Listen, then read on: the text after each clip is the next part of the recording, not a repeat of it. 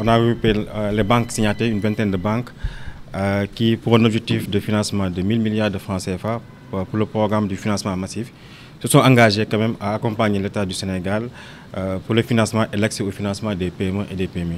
Donc ce matin, on a fait une bonne réunion avec ces banques et quelques structures, le Fonds 6, le Fonds GIP du moins, et les structures d'administration publique, pour voir un peu le contour et le contenu même de ce pacte, pour avoir beaucoup plus de visibilité, pour pousser davantage les acteurs institutionnels financiers et les services de levée de fonds pour accompagner davantage ce programme de financement massif. L'objectif visé, c'est juste faciliter l'accès au financement.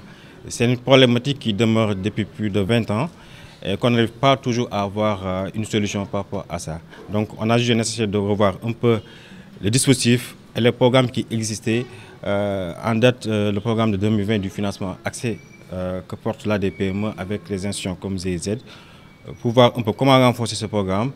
Donc c'est un projet très ambitieux sur lequel nous souhaitons donc avoir des résultats concrets au bénéfice des PME-PMI. L'idée c'est d'avoir, d'abord le principe, c'est d'avoir un financement massif et sécurisé.